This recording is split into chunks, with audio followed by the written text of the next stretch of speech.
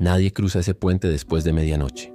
En lo alto de la Sierra Norte de Puebla, una estructura olvidada guarda el secreto de un pacto que desafió a Dios y al tiempo. Dicen que un cura desesperado se atrevió a hacer lo impensable. Invocó al mismísimo diablo para levantar una obra imposible. Desde entonces, cada piedra cuenta una mentira y cada sombra esconde su castigo. La Sierra Norte de Puebla, en México, es una región cubierta por neblina perpetua y caminos angostos. Entre esos paisajes montañosos se esconde un paso olvidado por el tiempo. A las afueras de Tuncuini, un poblado indígena otomí, se alza una construcción que desafía toda lógica. Un puente de piedra negra, con arcos imposibles y marcas extrañas en su base. Los locales lo llaman el Puente del Diablo. Y no es un apodo cualquiera. Las leyendas no hablan de fantasmas o apariciones, sino de un trato oscuro y maldito.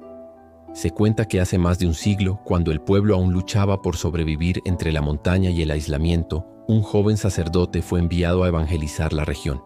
Su nombre era Padre Eusebio. Llegó con convicción, cargando una cruz, algunos libros sagrados y la certeza de que la fe era más fuerte que el miedo ancestral. Pero Tuncuini no era como otros pueblos. Sus caminos eran peligrosos, los ríos se desbordaban constantemente y sus habitantes vivían entre rituales antiguos, alejados de todo contacto con el exterior. Eusebio intentó predicar, construir una iglesia, enseñar el catecismo, pero las lluvias lo arruinaban todo. Cada vez que alzaban una pared, el agua se la llevaba. Cada vez que hablaba, la gente callaba. El punto más crítico fue cuando un joven murió ahogado intentando cruzar el río para buscar ayuda. Era temporada de lluvias, y el torrente arrasó con todo a su paso. Devastado, el cura subió a la cima de una colina y gritó al cielo. Exigió respuestas, pidió un milagro, pero lo que respondió no vino de arriba, sino desde lo profundo. Al caer la noche, alguien lo esperaba al borde del barranco. Un hombre de piel oscura, vestido de blanco, con un sombrero antiguo y ojos que ardían como brasas. Le ofreció un trato.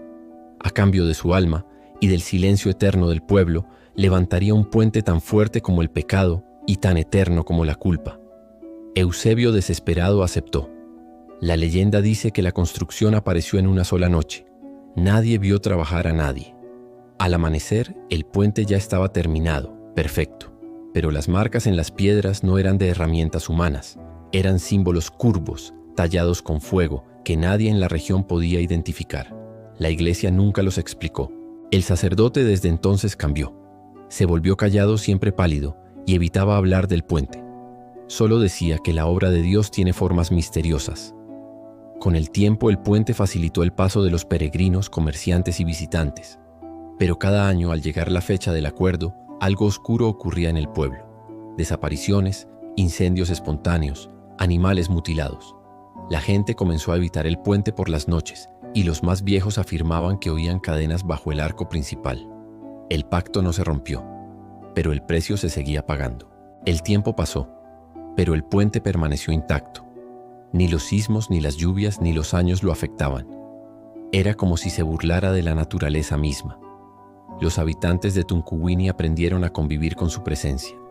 Algunos lo cruzaban rezando, otros evitaban siquiera mirarlo, pero nadie, absolutamente nadie, se atrevía a quedarse cerca de noche.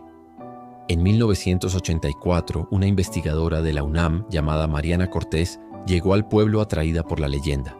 Buscaba evidencias de arquitectura no registrada y posibles símbolos prehispánicos ocultos. Se alojó en casa de una familia local. Su anfitriona, doña Rufina, le advirtió en voz baja que no se acercara al puente después del anochecer. «Él baja», dijo simplemente. Mariana, escéptica, agradeció el consejo, pero no lo siguió. Esa misma noche, armada con su cámara y grabadora, caminó hacia el puente bajo una luna parcialmente cubierta por nubes. La grabadora comenzó a fallar cuando se acercó. El aire se volvió más denso y el silencio en la zona era antinatural. No había grillos, ni viento, ni siquiera hojas moviéndose. A mitad del puente su linterna se apagó. En la oscuridad total creyó ver una figura agachada al fondo. La forma se movía de una manera imposible, como si reptara verticalmente. Mariana retrocedió, tropezó y cayó de espaldas. La figura se detuvo. En ese instante escuchó una voz ronca, gutural, que dijo su nombre. No gritó, solo lo pronunció como si la conociera. Logró escapar y regresar a casa. Temblaba, estaba pálida y su ropa olía a azufre. La grabadora no tenía sonido. La cámara mostraba imágenes borrosas, cubiertas por interferencias y manchas oscuras. Al día siguiente, intentó explicarlo racionalmente. Tal vez fue el miedo, o alguna broma de los locales. Pero cada vez que repetía la historia, recordaba más detalles imposibles de justificar. Lo más perturbador fue lo que encontró en su libreta de apuntes. Una frase escrita con su propia letra, aunque no recordaba haberla escrito. Decía: "El trato no se rompe, solo se paga". Aún así, Mariana decidió quedarse unos días más. No estaba dispuesta a marcharse sin más. Algo en ese puente la atraía, como si ya no tuviera elección. Comenzó a preguntar entre los ancianos. Todos evitaban hablar. Solo uno, don Erasmo, de casi 90 años, accedió a contarle lo que su abuelo le había dicho hacía décadas. Contó que cada generación tenía un testigo del cobrador, una figura que aparece cuando alguien ajeno al pacto se acerca demasiado. A veces habla, a veces solo mira, pero siempre marca.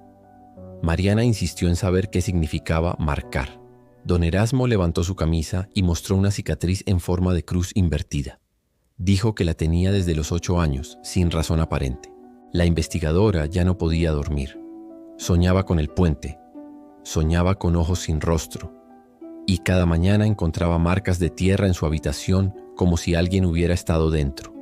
A la semana decidió irse, pero nunca volvió a ser la misma. Pasaron más de 20 años sin incidentes mayores.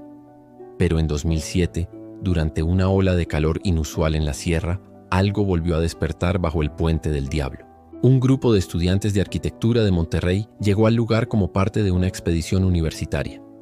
Querían documentar estructuras rurales con valor histórico, y el puente figuraba como un punto clave. El guía local, Antonio, les recomendó visitarlo solo de día. Les relató la historia de Mariana Cortés. Pero los jóvenes se burlaron. «Son cuentos de pueblo», dijeron entre risas. Aún así, cuando el sol comenzó a bajar, 2 de ellos, Lucía y Darío, decidieron regresar por su cuenta. Querían grabar tomas nocturnas con visión infrarroja para su documental. Cruzaron el puente a las 8:43 p.m., según los registros de la cámara. En el video, todo parece tranquilo hasta que la imagen se congela y distorsiona durante casi 8 segundos. Al reanudarse puede verse a Lucía detenida, mirando al vacío. Darío gira, le grita algo y luego la cámara cae al suelo. Solo se escucha una respiración pesada y unos pasos húmedos. Los encontraron a la mañana siguiente, dormidos al borde del río. No recordaban nada, pero Lucía tenía tierra bajo las uñas y un símbolo extraño tallado en la espalda con precisión quirúrgica. Nadie supo explicar cómo ocurrió. El símbolo no correspondía a ninguna cultura local ni a signos modernos. Era una mezcla entre geometría celta y escritura colonial del siglo XVI. El caso fue documentado por medios alternativos y rápidamente se volvió viral. Eso atrajo a más curiosos, y con ellos más incidentes. El pueblo comenzó a cerrar el paso a los forasteros. Un periodista argentino, Santiago Galván, llegó ese mismo año para investigar. Había escrito sobre rituales secretos en la quebrada de Humahuaca y estaba obsesionado con el puente imposible. Lo encontró cercado, pero logró sobornar a un joven local para que lo guiara de noche. Su error fue quedarse solo, grabando notas de voz mientras el muchacho fue a buscar agua.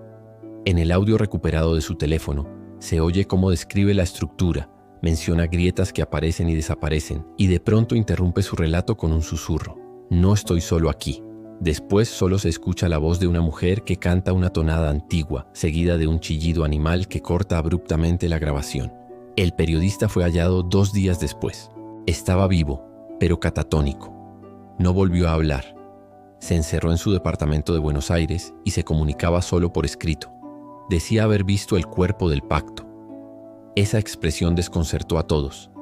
¿Qué quería decir con cuerpo? ¿Se refería a una entidad física? ¿A una manifestación simbólica del trato del que hablaban los ancianos?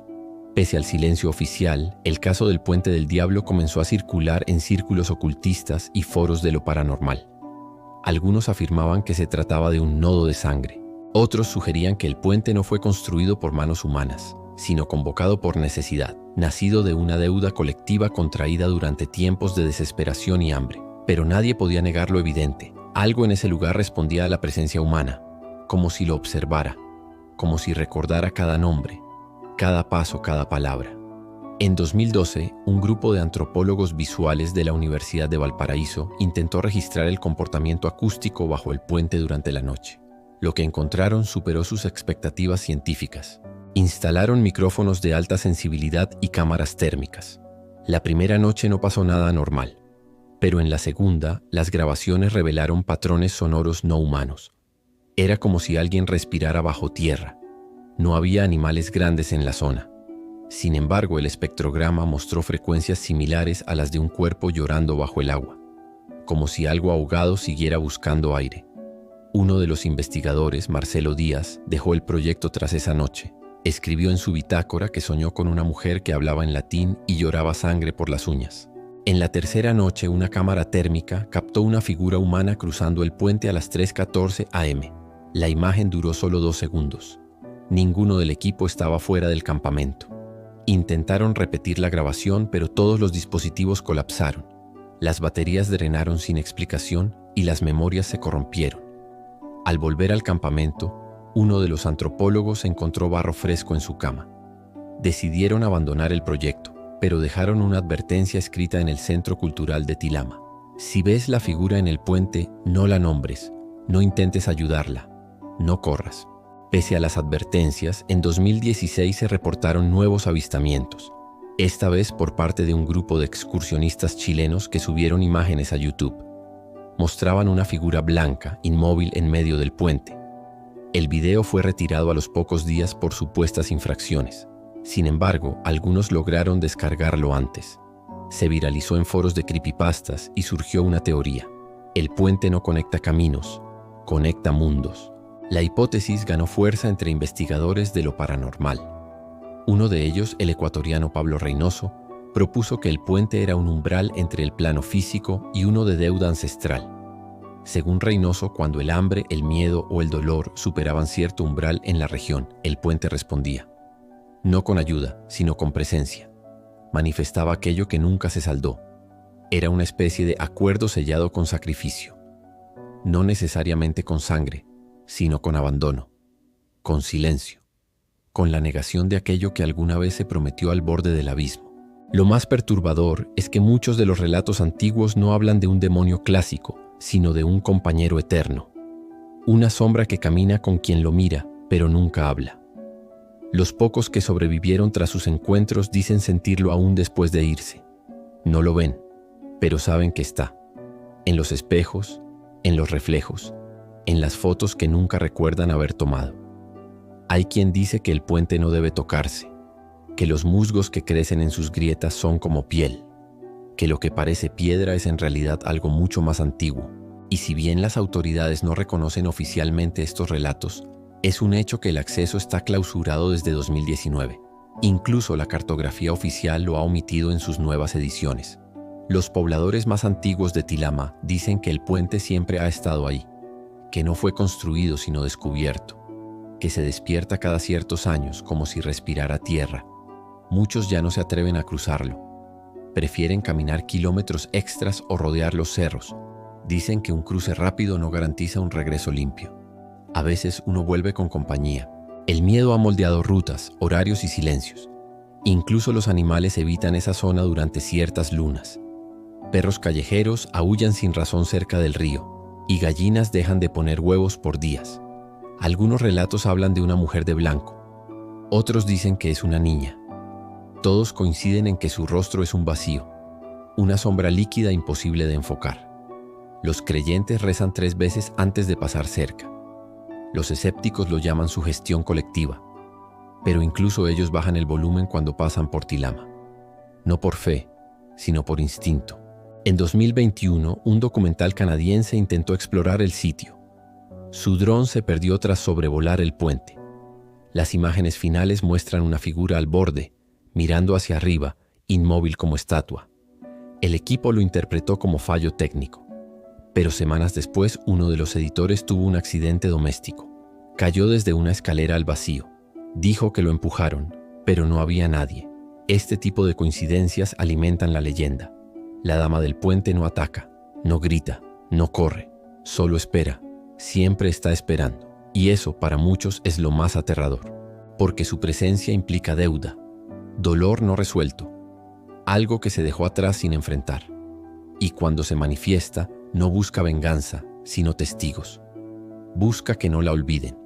Hay quienes afirman que si uno cruza el puente con una vela encendida y reza en voz alta, puede verla, pero debe apagar la vela antes de que ella se acerque. Otros dicen que no hay ritual que la contenga, que la única defensa es el olvido, no hablar de ella, no mirarla a los ojos si aparece, no nombrarla jamás. Aún así, cada tanto alguien desaparece en la zona. Senderistas, turistas, jóvenes curiosos. Solo se encuentran sus mochilas. Nunca hay señales de lucha. Solo objetos abandonados y una sensación insoportable de vacío. La leyenda continúa creciendo. No gracias a la prensa, sino al boca a boca, a los susurros entre generaciones, a los audios que circulan en grupos privados donde se oyen lamentos. ¿Es solo una historia? ¿Un trauma colectivo de un pueblo olvidado por el Estado? ¿O realmente hay algo bajo ese puente, algo que nos observa y recuerda lo que hicimos? Esto fue Misterios y Leyendas Latinoamérica. No olvides suscribirte, dejar tu like y compartir este misterio con quienes aman lo oculto.